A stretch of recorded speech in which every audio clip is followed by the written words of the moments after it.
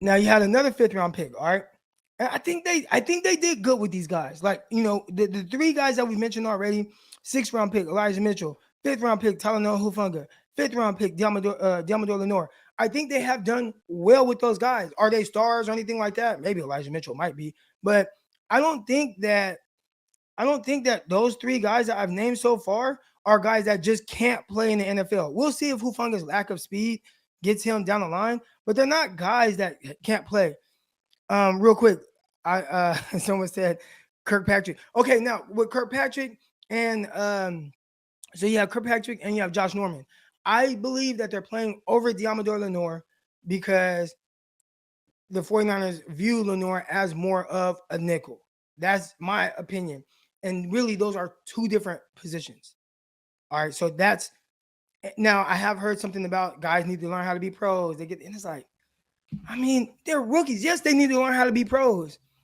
But, and this is my thing, right? When people talk about rookie mistakes, rookie mistakes from cornerbacks, rookie mistakes from quarterbacks, whatever the case is, if the veterans are making the same mistakes, right? If Josh Norman is making the same mistakes near the goal line and getting beat on outs and things like that, like why not play the rookie and let him go through his ups and downs and get those valuable reps? Those are the parts right there that make it a little difficult for me to really kind of back what they're doing with these rookies. All right, I'm trying to look at it through their eyes, but those are things I don't understand. So again, Elijah Mitchell, Talanoa Hufanga, Diamador Lenore. That's a 6th-round pick, 5th-round pick, 5th-round pick. To me, they all look like they belong in the NFL. They don't look like they can't play. I believe that all of them look like guys that could potentially be starters, right? Whether they're starters right now or 2 years down the line, whatever the case is, potentially be starters. Obviously, Elijah Mitchell looks like he's going to be really good. All right. Now, the other 5th-round pick, Jaylen Moore out of Western Michigan. I looked a little bit into him, and I know a lot of people thought maybe he would end up being a guard. At the Senior Bowl, he did both. He played some guard. He played some guard. He played some tackle. He played 1 game this year. And from my understanding, it wasn't bad. Now, I'm not somebody that sat and watched him. I don't even think I paid attention to him. I'm so more focused on why the hell the 49ers keep losing. But from everything I've been told, Jaylen Moore was not bad. Why they put in Tom Compton over Jaylen Moore, I don't know. Was it because maybe they view him like, Moore is used to playing left tackle? Maybe he's practiced at left tackle and the right tackle went down and they trusted Tom Compton more? I don't know. But again, I remember Kyle Shanahan saying he didn't draft his DBs to come in and start or these late round guys to come in and start. I think he said that depth. But it's like, okay, if you draft these guys in their depth and you want to develop them to potentially be starters, when the starter does go down, shouldn't the rookie be coming in? A guy that you put in when Trent Williams went down and he was not bad and he started a game. Can we stack together some good games with him and eventually, hey, maybe he's your starting right tackle moving forward or whatever the case is. But more from my understanding, and again, I'm not someone who really evaluated him when he played, and I probably should go back and watch.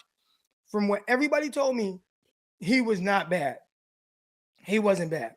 All right, so that's something that we're going to keep an eye on. But again, now, for everybody that says this draft class is so bad, I think so far as I'm talking through this, and really I'm kind of processing this as I'm going through it with you guys. Elijah Mitchell looks like a starter. Noah Hufanga, at minimum, a depth piece, potential starter. We'll see. Has started games. Diamador Lenore has started games. Right? Jaylen Moore has started games. The last 4 guys have started for the 49ers, and I think we can all agree that they have done things well. Right? So I know I had some people in here saying, like, what draft class? But Elijah Mitchell, Hufanga, Diamador Lenore, Jaylen Moore, these are all guys who have played, and I think they have showed the ability to be NFL players. That's good. That's good. Now, can you build on that, right? Now with the next guy. With the comp pick, pick 102, 49ers draft Ambry Thomas, cornerback out of Michigan. And you look at Ambry Thomas right now, and now this is the first one where it's a bit of a head scratcher. I watched him at Michigan, and we did a film study on him. If you go back, you can look and find that. The thing I came away with was he's a good football player. He wasn't as twitchy as I would like. He wasn't as scheme versatile as I would like. But I'm like, if the 49ers do go towards more of a man scheme, this is somebody that can be good in the NFL. Like, I think if they have him more at the line of scrimmage, clearly he was used to playing at the line of scrimmage. He did more press stuff. He did some press stuff and reading concepts from press alignment, even if it was a zone or quarters or cover two, which you can do. I found that out when I was with the New York Jets, and we could run every coverage from press except for like sky cover 3. But aside from that, whether it was a fire zone 3, 4, 3, 2, 6, whatever it was, I can play all my coverages from a press alignment. So Ambry Thomas, if he was someone who they allowed to play from a press alignment and play more man, I thought he'd be a good football player for the 49ers. Not the twitchiest. I watched him against Alabama, and I was like, yeah, I'm a little tough time against Devontae Smith, excuse me. But I thought there was some really good things that I liked about it, right? Now, he has not played. And I will say this, even in man, when they were making things a little bit more simplistic for him in preseason, he did not necessarily look good. How do you fix that? Again, I thought he was talented. I thought from a height, weight, speed standpoint, everything was there, but something's not translating to the NFL. And I'm not sure quite what it is. I'm not sure. I wish I could tell you guys. I wish I understood it more. Part of this is maybe, again, understanding the transition to the NFL, because some of these guys, it's weird. I watched Ambry Thomas, and one thing that stood out to me early on watching this film was, man, has a good mind. I watched him one play get everybody set up. I saw him. They have Notre Dame had kind of came down and they did something. He's checking and he's getting everybody set up. He's like, hey, you here, you here, you here. Then he got himself lined up and he's from off coverage, got hands on, squeezed her out vertically. I'm like, damn, that was good. Like, that was good stuff, Ambry Thomas. That was hella good. And we just haven't seen that version of him in the NFL. Is it a lack of confidence? Because at the NFL level, especially playing cornerback, you have to have confidence. You have to have confidence. And I don't know what happened. I don't know what happened from the time he was drafted to the time preseason happened. Because the training camp, he already started getting burnt. I don't know what happened, but clearly there's a disconnect. There's attention to detail. Maybe he overestimated his own ability or underestimated NFL talent, but it has not looked good for whatever reason. Got into the games, okay, maybe it'll look different. No, didn't look good in the games. So they're going to have to figure that out with Ambry Thomas. I don't know. But I will say this, all right, because we've gone through 1, 2, 3, 4. He's the 5th guy. Out of the 5 guys, 4 of them have looked good in legit playing time for the 49ers. 4 of them have started. 4 to 5, Ambry Thomas being the 5th guy.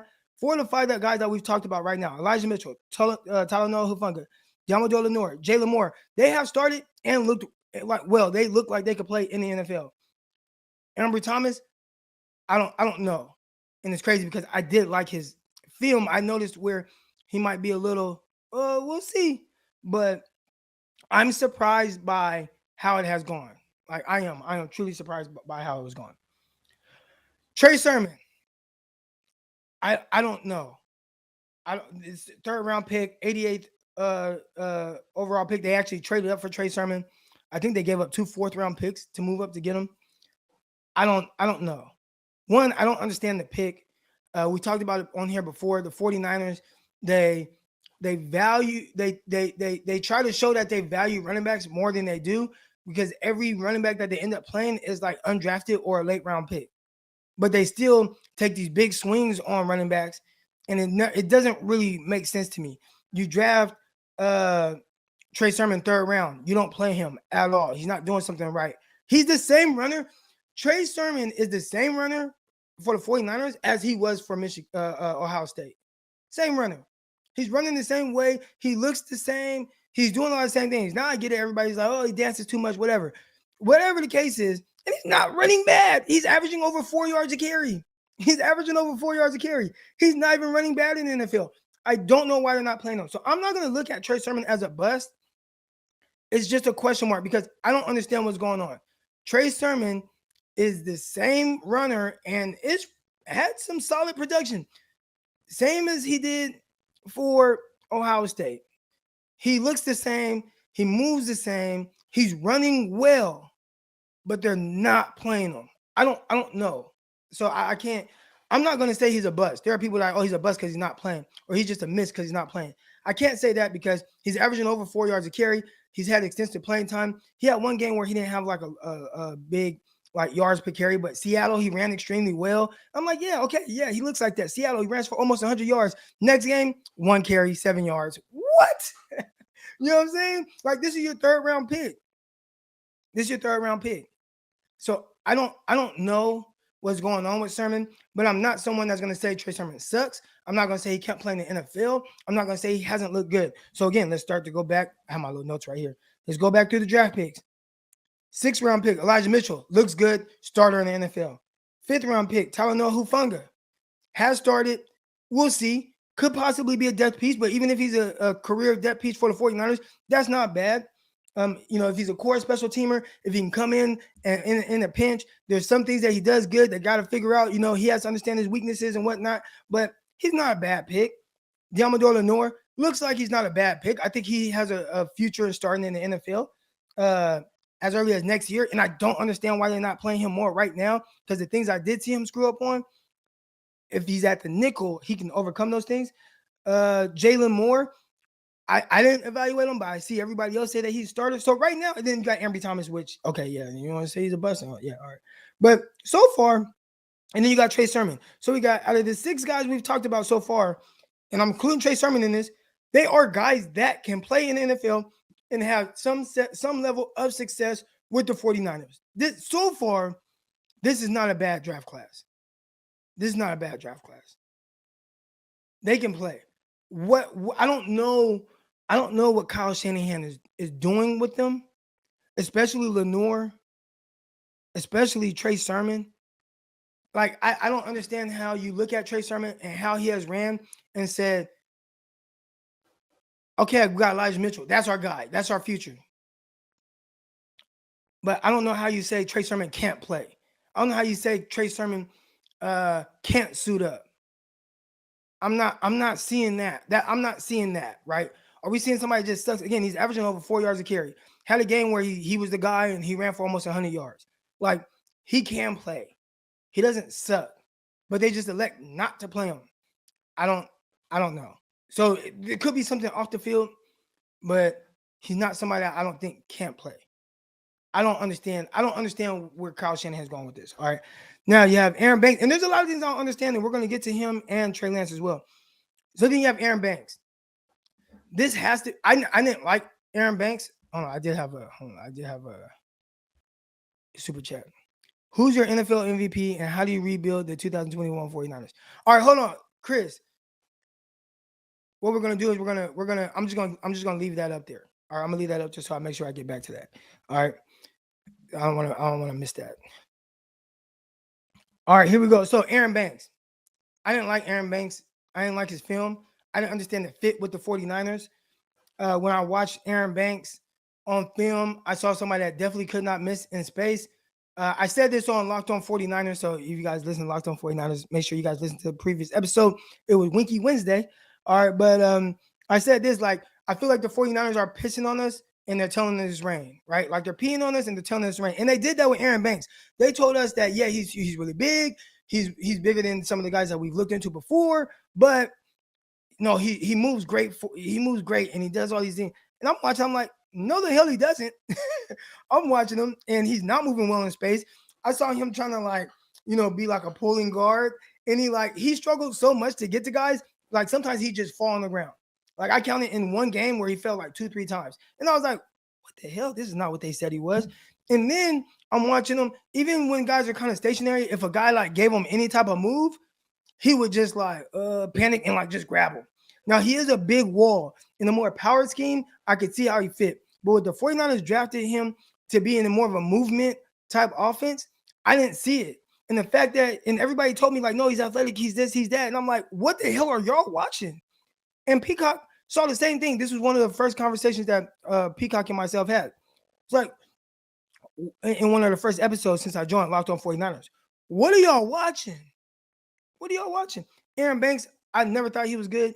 And I'm like, well, maybe I'm wrong because I'm not an offensive line guy, but I'm looking at it and I'm like, it doesn't look right. Clearly, he can't play. He was more of what I thought he was than what they thought he was. John Lynch talked about how much they liked him. They would have drafted him, this and that. They wanted to make sure that they got him and all this, that, and the other. Somebody right here, my guy Lee, always seems to be all balanced. Correct. I mean, I didn't think he moved well. He fell on his face. He just failed to even pull and reach a guy. Like, it looked bad. I don't know what they were talking about. I've been very positive about a lot of the other picks. Aaron Banks was one that I did not care for. So everybody, and I would give 49ers Twitter this. Y'all all love Asante Samuel, and I think the 49ers would have been better for drafting Samuel right there than draft and waiting and see what they did with a lineman in the third round or whatever than drafting Aaron Banks. I didn't care for it. So I'm not really big on hindsight, but I know 49er fans were like, they wanted him bad. They wanted Asante Samuel. I think because of my power rankings, I had in that spot, I had Terrace Marshall, and then I had Asante Samuel Jr. So according to my power rankings, I would have drafted Terrace Marshall, but if Terrace Marshall wasn't there, I would have drafted Asante Samuel Jr. And I know most 49er fans would have taken Asante Samuel Jr., and they did not. They took Aaron Banks. I never liked the pick. So all that, again, let's talk through this because it does, I think when you just think of the draft class, and we're getting to Trey Lance now, we're just getting to the draft class, it looks like a class where it's like bad class. I don't think it's a bad class. I actually think it's a good class. Again, let's go through them. Elijah Mitchell, NFL starter. Tyler Hufanga can start. We'll see. Does things well. He looks like he doesn't look like he doesn't belong on the NFL field. I hope I said that right. Deommodore Lenoir. I think he's a future starter at the nickel position. All right, good pick. I was encouraged by a lot of his play. Obviously, areas where he can improve, but I think where he can improve, especially if it's a nickel spot, more from the mental standpoint. Jaylen Moore. I didn't evaluate him, his game when he started, but everybody said that he looked like he did well. All right. Ambry Thomas, we'll see. I think there's a lack of confidence there. Even if he's one that you're like, not good, we'll cross him off. All right. Trey Sermon. I think Trey Sermon has been good when he played. I think he's ran well. I don't see why he's not playing as a 1-2 punch with Elijah Mitchell. I don't understand that. That's more on the coaching staff than I think Trey Sermon not being a good pick or a good running back. I think he could ran for almost 100 yards against Seattle. Next week gets 1 carry against the Arizona Cardinals for 7 yards. And then I don't even know if we've seen him carry the ball since. And then you have Aaron Banks. I never liked that pick. And it brings us to Trey Lance, first round pick. All right, so let's talk about this. So Trey Sermon, and I have the super chat up because I want to make sure I get back to that. Trey Lance. So for the third overall pick, the 49ers draft Trey Lance, right? And they traded up to get him. Now, I don't want to be a hindsight person. So let's look at what Eric Crocker said. Hold on. My thing that I tweeted out, I'm going to find the tweet and I'm going to try to share the screen because it's not like hindsight. Before the draft, someone asked me about a question about who the 49ers should take. And I said, if I had to bet my life savings. Now, first, let me talk about my QB order. All right. I had number 1, I had Justin Fields at QB1. At QB2, Trevor Lawrence. At QB3, I had Trey Lance. All right. QB4 was Zach Wilson and then Mac Jones, which I could have flip-flopped those guys. I like Mac Jones. There were some things with Zach Wilson. Anyways, Trey Lance. I tweeted out, if I had to bet my life savings, which might not be that much, depending on who you are, but I had to bet my life savings on one of these guys panning out, it would be Trey Lance. I got to find this tweet.